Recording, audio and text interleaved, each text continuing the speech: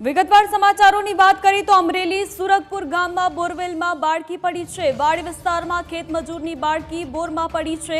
1.5 વર્ષની બાળકી રમતા રમતા બોરવેલમાં પડી છે।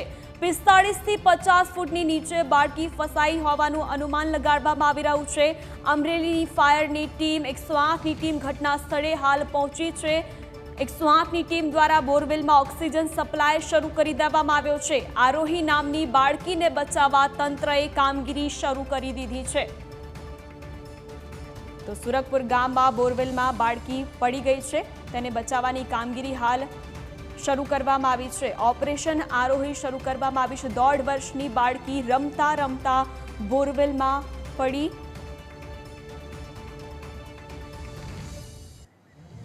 તો આજ મુદ્દે વધુ જાણકારી માટે સંવાદદાતા દશરથ આપણી સાથે ફોન લાઈન પર જોડાયા છે। દશરથ, બોરવેલમાં બાળકી પડી છે, હાલ કેવા પ્રકારની પરિસ્થિતિ છે અને શું કામગીરી ત્યાં કરવામાં આવી રહી છે?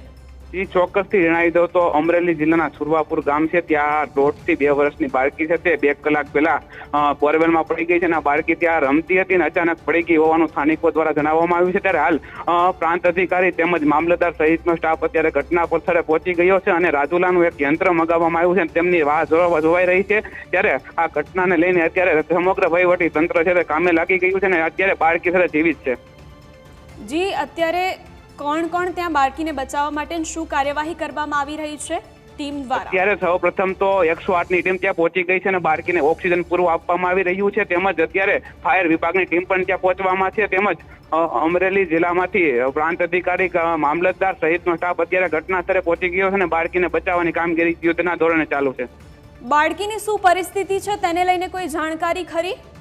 બાળકી હાલ અત્યારે છે તે 40 થી 45 ફૂટની અંદર છે અને તે અત્યારે જીવિત છે તેવું અત્યારે તંત્ર જણાવી રહ્યું છે અને અત્યારે થોડી જ વારમાં જે રાજુલાથી એક યંત્ર છે દ્વારા બાળકીની કઈ રીતની પોઝિશન છે તે બધી તપાસી શકાય તેમની રાહ જોવાઈ રહી છે અને હાલ અત્યારે બાળકી જીવિત છે તેવું મનાઈ રહ્યું છે। હાલ 108 દ્વારા શું કામગીરી કરવામાં આવી રહી છે? બાળકીને જે અંદર જરૂરિયાત છે તે મુજબ શું કાર્યવાહી કરવામાં આવી રહી છે?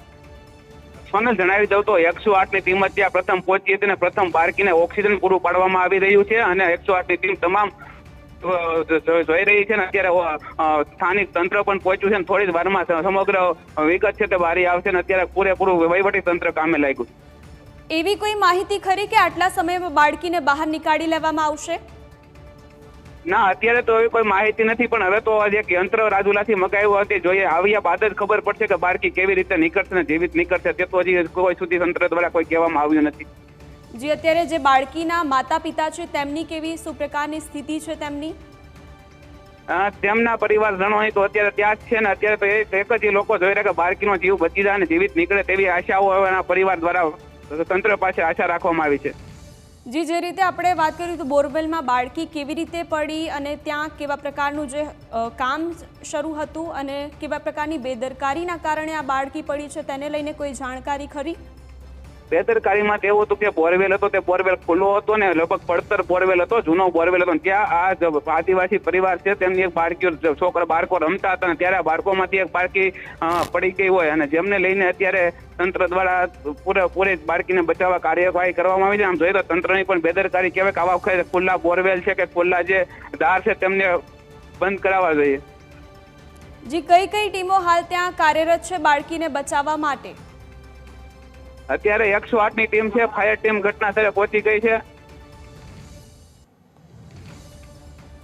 જી, બચાવ કાર્ય હજુ શરૂ કરવામાં આવ્યું છે, પરંતુ હજુ કોઈ બાળકીની કેટલા ટાઈમમાં તેને બહાર કાઢવામાં આવશે તેની કોઈ જાણકારી નથી। આપનો આભાર માહિતી બદલ।